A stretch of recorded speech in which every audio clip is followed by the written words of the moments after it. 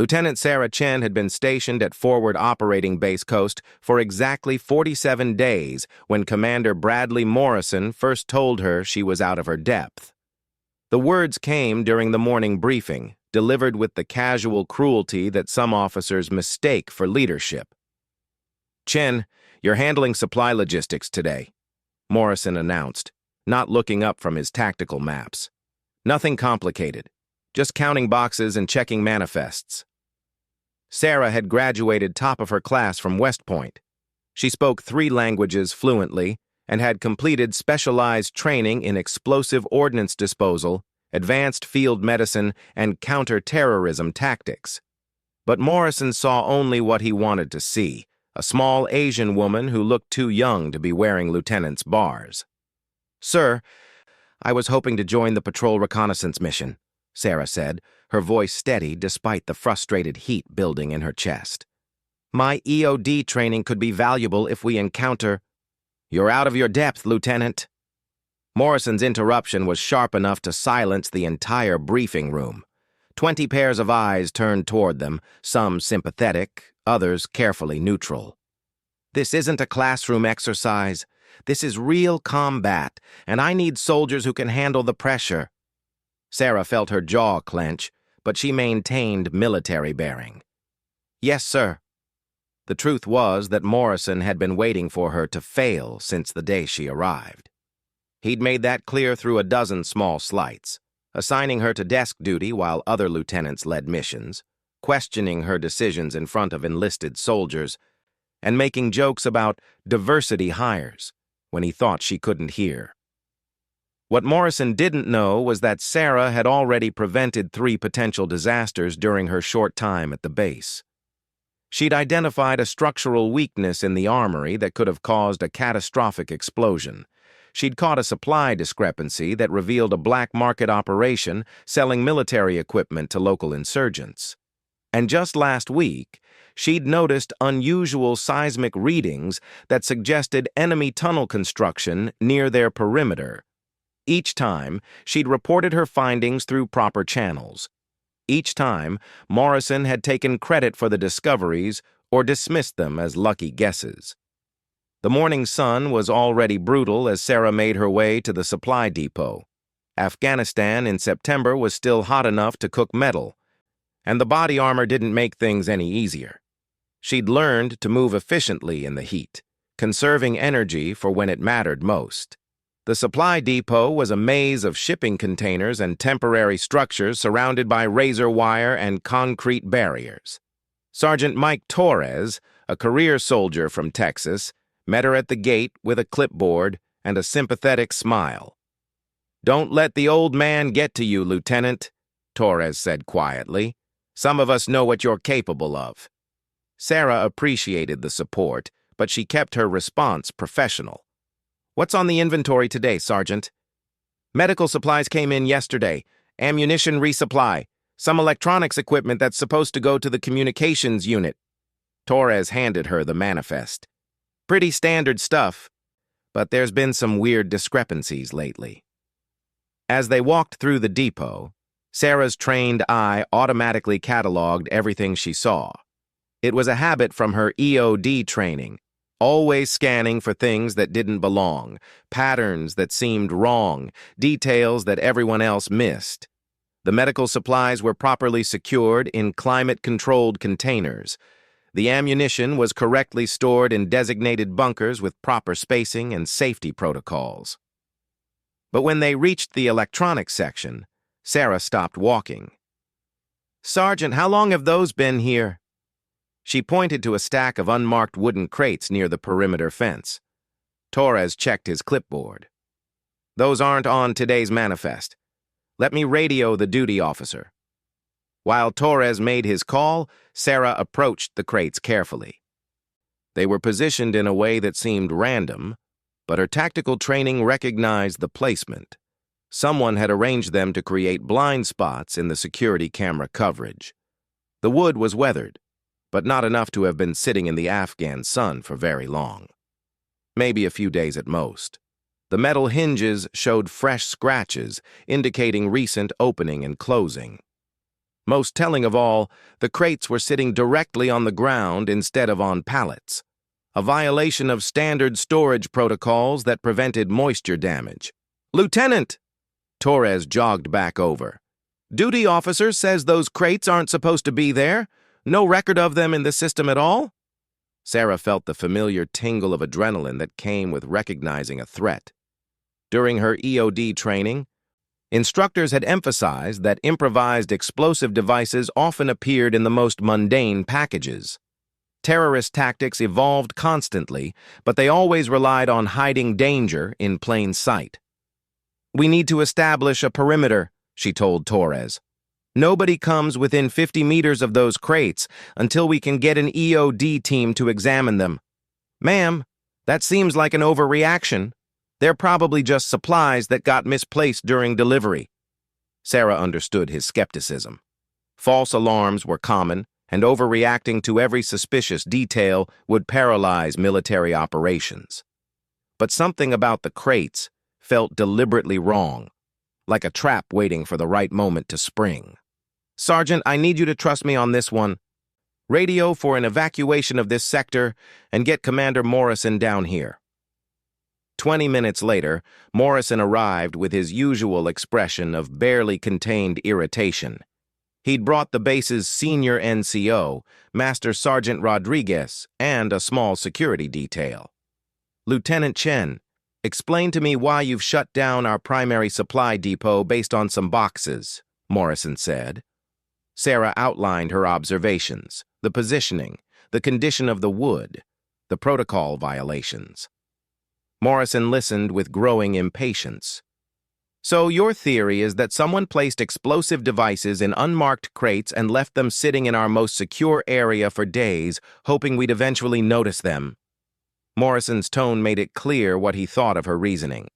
"Sir, the positioning suggests deliberate placement to avoid camera surveillance. The condition indicates recent placement despite their unmarked status. Combined with the recent supply discrepancies Sergeant Torres mentioned, I believe these crates warrant EOD investigation." Morrison looked around at the assembled soldiers, many of whom were watching the exchange with interest. Sarah realized he felt pressured to make a decision that wouldn't make him appear weak or indecisive. "Lieutenant, you're overthinking this. Those are probably just medical supplies that got delivered to the wrong location. We're not going to shut down base operations because you're nervous about some wooden boxes." "Sir, I strongly recommend—" "That's enough, Chen. You're out of your depth again." Morrison's voice carried the finality of command authority. "Master Sergeant Rodriguez, have your men move those crates to the appropriate storage area. Lieutenant Chen, report to my office in 1 hour for a discussion about appropriate risk assessment." Sarah felt every eye on her as Morrison turned and walked away. She'd been publicly overruled and essentially reprimanded for trying to protect the base. The humiliation was complete, but the fear remained. As Rodriguez's team approached the mysterious crates, Sarah found herself holding her breath and praying she was wrong about everything. The explosion happened at 13:47 hours, just as the afternoon heat reached its peak. Sarah was in Morrison's office, enduring a lecture about appropriate military protocol and the dangers of letting anxiety cloud professional judgment, when the blast shook the entire building. The sound was distinctive. Not the deep rumble of a mortar attack or the sharp crack of small arms fire, but the specific signature of an improvised explosive device detonating in a confined space. Sarah recognized it immediately from her training exercises, but she'd never heard it used in anger before. Morrison's coffee mug fell to the floor as both officers instinctively dropped behind his desk. The lights flickered, and somewhere in the distance, alarms began wailing. "What the hell was that?" Morrison demanded, reaching for his radio. Before Sarah could respond, Sergeant Torres's voice crackled through the communication system. "Base Command, this is Supply Depot. We have a major explosion in Sector 7. Multiple casualties, structure collapse, possible secondary devices. Requesting immediate medical response and EOD support." Sarah felt her stomach drop. Sector 7 was where the mysterious crates had been stored. Morrison was already moving, grabbing his gear and shouting orders into his radio.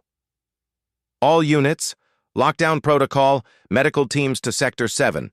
Security teams establish perimeter. Nobody approaches the blast zone until we know what we're dealing with. They reached the supply depot in less than 5 minutes, but it felt like hours. The scene was chaos. One of the storage buildings had partially collapsed, its metal roof twisted like paper. Smoke poured from the wreckage, and Sarah could hear voices calling for help from inside. Master Sergeant Rodriguez was kneeling beside 2 soldiers who'd been caught in the blast. One was conscious but bleeding from his ears.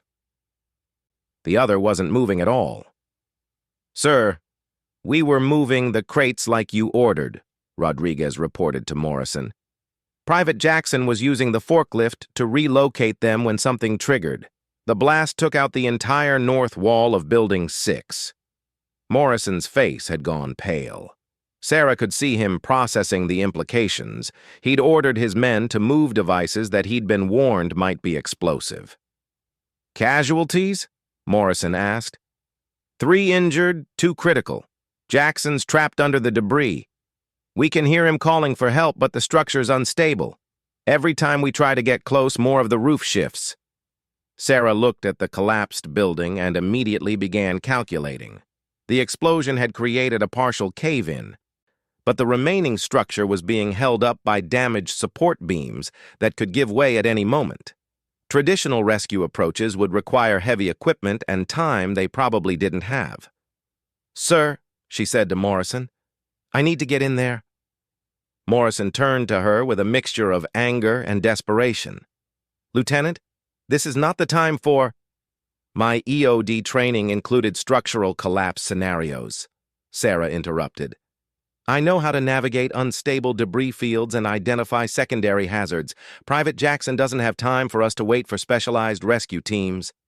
The sound of Jackson's voice calling for help drifted from the wreckage, weaker than before. Morrison looked around at his assembled soldiers. The base's EOD specialist was away on leave. The nearest rescue unit was 40 minutes out by helicopter. Sarah was the only person present with relevant training. "The structure could collapse completely," Rodriguez warned. "Anyone who goes in there might not come out." Sarah was already stripping off her unnecessary gear, keeping only her helmet, gloves, and emergency medical kit. "Sergeant Torres, I need you to monitor the structural integrity from out here. If you see any significant shifting, tell me immediately. Master Sergeant Rodriguez, keep your men ready to pull me out fast if necessary." Morrison grabbed her arm as she prepared to enter the debris field. "Chen, if you get yourself killed in there, it won't help Jackson." "With respect, sir, if I don't go in there, Jackson dies anyway." Sarah looked directly into Morrison's eyes. "This is what I trained for." The collapsed building was a maze of twisted metal, broken concrete, and scattered supplies. Sarah moved carefully, testing each step before committing her full weight. Her EOD training had taught her to read the language of destruction, understanding which pieces of debris were load-bearing and which could be safely disturbed. Jackson's voice was coming from somewhere deeper in the wreckage, beyond a section where the roof had partially collapsed, but not completely fallen. Sarah could see a path through the debris, but it required crawling under a beam that was visibly sagging. "Jackson, can you hear me?" she called out. "Here, I'm here. My legs are pinned and I can't feel them." Sarah followed the voice, moving inch by inch through the unstable maze. Her helmet scraped against twisted metal, and dust filled her nostrils with each breath.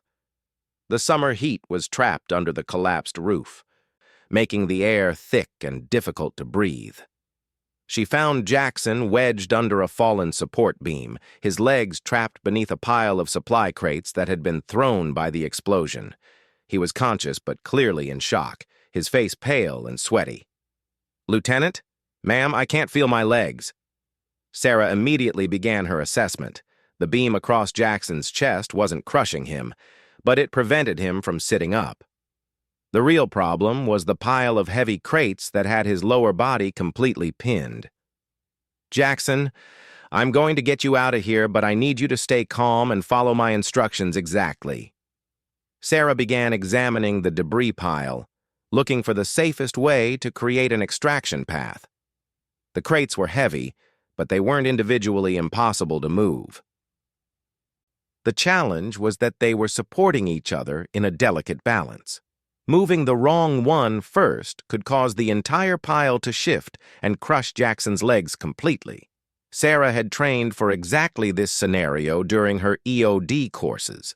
Improvised explosive devices often created complex debris fields, and extracting casualties required understanding the physics of collapsed structures. She identified the keystone crate, the one whose removal would allow the others to be safely moved without catastrophic shifting. But reaching it required her to crawl partially under the same beam that was threatening Jackson. "Torres, status report on the structure," she called out. "Still stable, Lieutenant, but I can see stress cracks developing in the main supports." "You need to work fast." Sarah positioned herself and began carefully maneuvering the critical crate. It was heavier than she'd expected, probably filled with ammunition or medical equipment. Her shoulders strained as she gradually worked it free from the pile. The moment it came loose, the entire debris pile shifted slightly. Jackson gasped, but the pressure on his legs actually decreased as the other crates settled into new positions. "Can you feel that?" Sarah asked. "Yes, ma'am, there's some feeling coming back." Working systematically, Sarah removed 3 more crates, creating enough space for Jackson to pull his legs free. His left ankle was clearly broken, and there might be internal injuries, but he was mobile. "Okay, Jackson, we're going to move together. Stay close to me and step exactly where I step." The journey out of the collapsed building took nearly 10 minutes. Every few feet, Sarah had to test the stability of their path and sometimes backtrack when debris shifted unexpectedly. Jackson leaned heavily on her shoulder, but he never complained. When they finally emerged from the wreckage, the assembled soldiers broke into spontaneous applause. Medical personnel immediately took Jackson to the field hospital, where preliminary examinations would confirm that Sarah's quick action had saved him from permanent paralysis. Morrison was waiting for her outside the debris field, his expression unreadable. "Lieutenant Chen," he said formally, "report on the rescue operation." Sarah straightened to attention, despite her exhaustion and the dust covering her uniform. "1 casualty successfully extracted from collapsed structure, sir. Private Jackson is ambulatory with possible fractures, but no apparent spinal cord damage." Morrison nodded slowly. Around them, soldiers were working to secure the blast site and begin cleanup operations. The base was still on high alert, but the immediate crisis had passed. "Chen," Morrison said quietly so only she could hear, "about those crates." "Sir? You were right. The EOD team that just arrived confirmed your suspicions. Those devices were sophisticated, probably planted by someone with inside knowledge of our security procedures." Morrison looked older than he had that morning, the weight of nearly losing soldiers because of his decision evident on his face. But Sarah could see something else in his expression, a recognition that perhaps his assessment of her capabilities had been incomplete. The question was whether that recognition would translate into respect or just breed new resentment. The afternoon sun was beginning its descent toward the mountains, casting long shadows across the base. Sarah knew that the day's events had changed something fundamental in the dynamics of Fob Coast, but she wasn't sure what those changes would mean for any of them. The attack came at sunset, exactly when Sarah had predicted it would.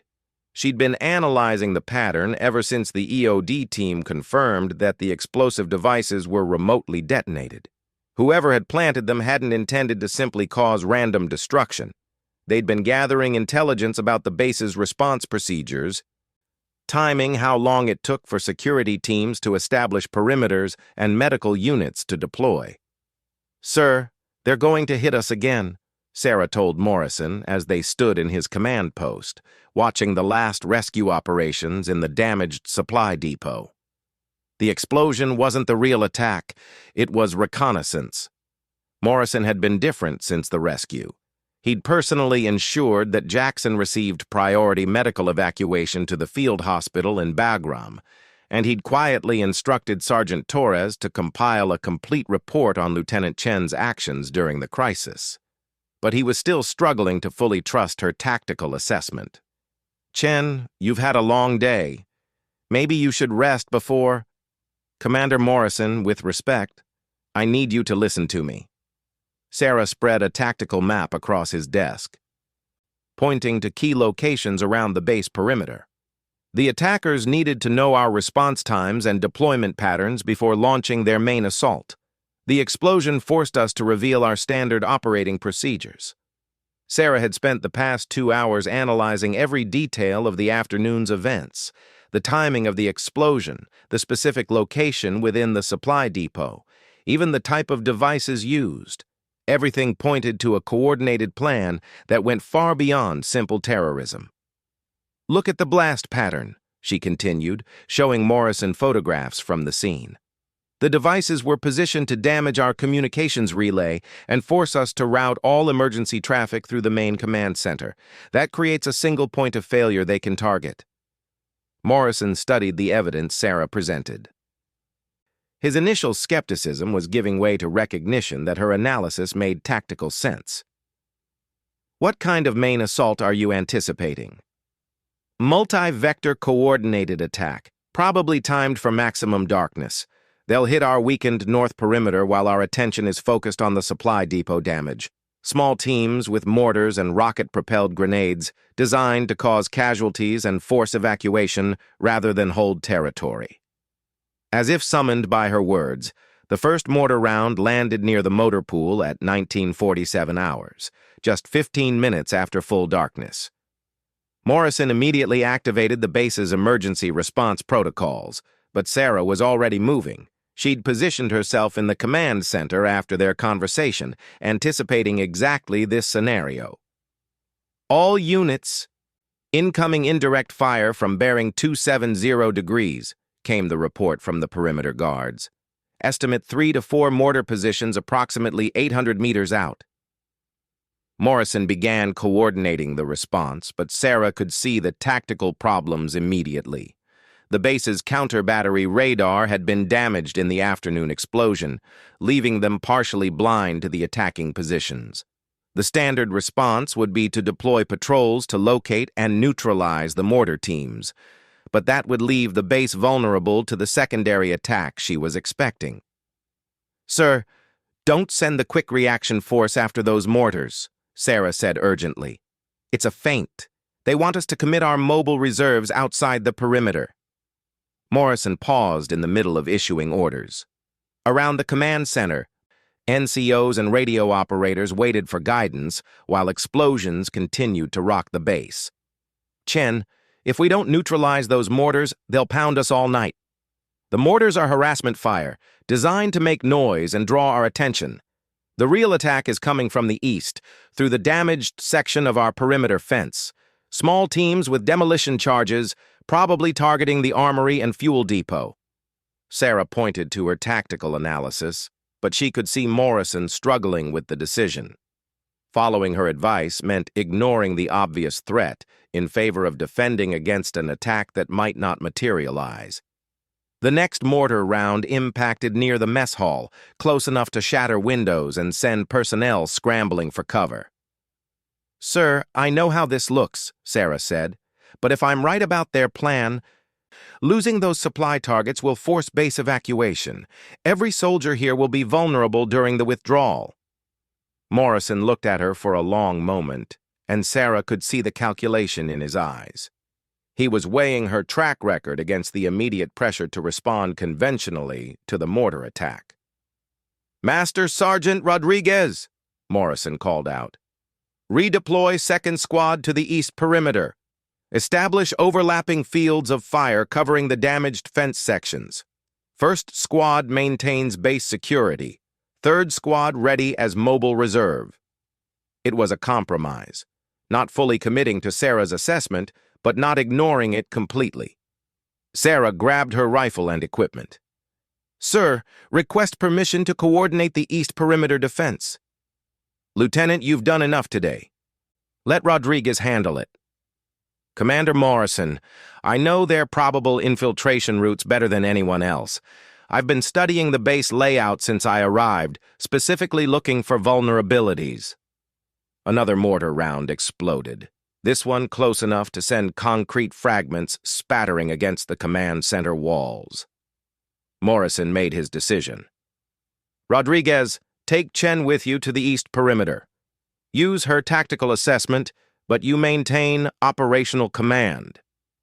Sarah and Rodriguez reached the damaged fence line just as the first infiltration team was cutting through the wire.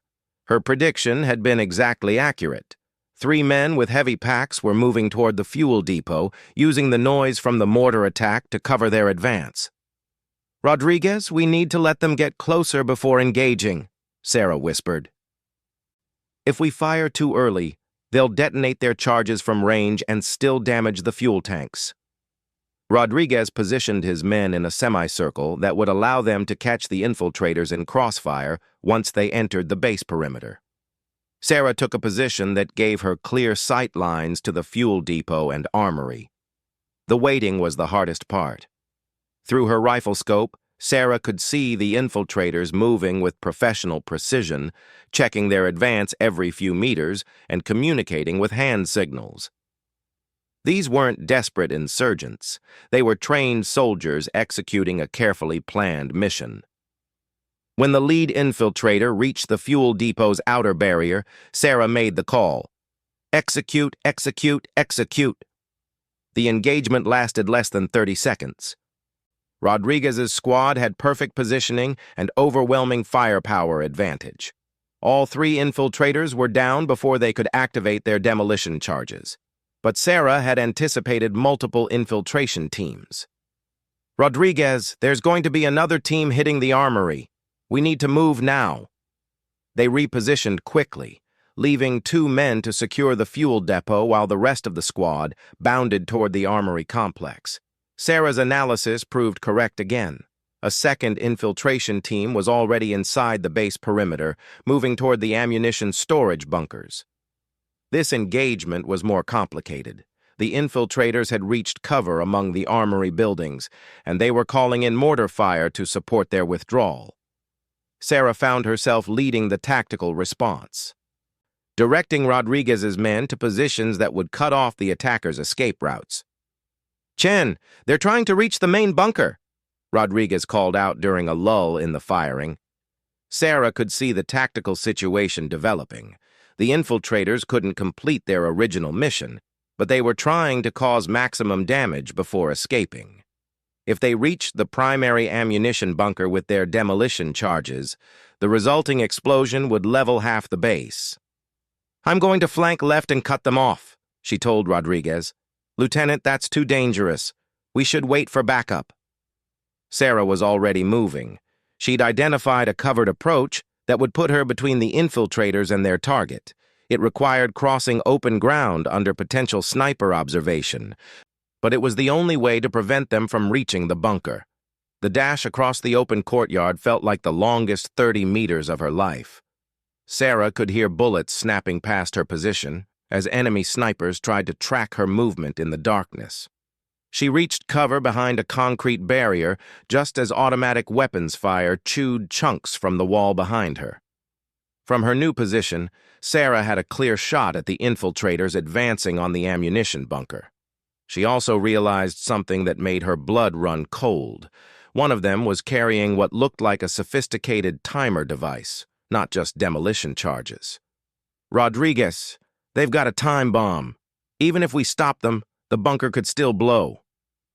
Sarah made a split-second decision.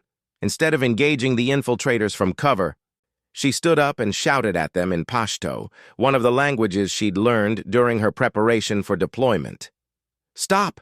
Your mission is compromised. Surrender, and you will be treated according to Geneva Convention protocols." The psychological effect was immediate. The infiltrators had expected to encounter American soldiers who would simply shoot them. They hadn't prepared for someone who could communicate with them in their native language and who was offering them a way out that preserved their honor. Two of the three attackers immediately dropped their weapons. The third hesitated, his hand still on what Sarah now clearly identified as a dead man's switch for the explosive device. "You have families," Sarah called out in Pashto. "This mission will fail either way. Choose to live and see them again." The moment stretched endlessly. Around the base, the mortar attack was tapering off as the attackers realized their infiltration teams had been neutralized. Sarah could see Morrison and additional security teams approaching their position, but she knew the critical decision had to be made in the next few seconds. The third infiltrator slowly removed his hand from the dead man's switch and raised his arms in surrender. The aftermath was swift and efficient. The captured attackers were secured. Their explosive device was safely disarmed by the EOD team, and the base perimeter was reinforced. The entire coordinated attack had been neutralized with minimal casualties and no significant damage beyond the morning's explosion. Commander Morrison found Sarah in the command center 2 hours later, writing her after-action report. "Lieutenant Chen," he said formally, "I owe you an apology." Sarah looked up from her report. Morrison's expression was completely different from that morning. The dismissive condescension had been replaced by genuine respect and what might have been admiration. "Sir, you saved every soldier on this base today. Your tactical analysis was perfect, your leadership under fire was exemplary, and your decision to communicate with the attackers prevented a catastrophic explosion." Morrison sat down across from her. "I was wrong about you. Completely and inexcusably wrong." Sarah maintained her professional composure, but she felt the satisfaction of finally receiving recognition for her capabilities. "Thank you, sir. Chen, I'm recommending you for the Bronze Star Medal with V device for valor. I'm also requesting that you be assigned as the base's new tactical operations officer, effective immediately." Morrison stood to leave, then turned back. "And Lieutenant, I should have listened to you about those crates. Jackson would have died, and a lot of other soldiers might have been killed tonight, because I let my prejudices cloud my judgment." After Morrison left, Sarah returned to her report. Outside, FOB Coast was returning to normal operations, but she knew that something fundamental had changed. She'd proven herself not just to Morrison, but to every soldier on the base. The next morning, when she walked through the base, the respectful nods and quiet words of thanks from enlisted personnel told her that word of her actions had spread. She was no longer the lieutenant who was out of her depth. She was the officer who'd saved them all when it mattered most. Sergeant Torres met her at the supply depot, which was already being rebuilt. "Ma'am," he said with a grin, "the commander wants to see you about those new tactical assessment protocols you mentioned. Seems like he's ready to listen to your ideas now." Sarah smiled as she looked around the base that had become her responsibility to protect. Sometimes proving yourself required patience, but when the moment came, being ready was everything.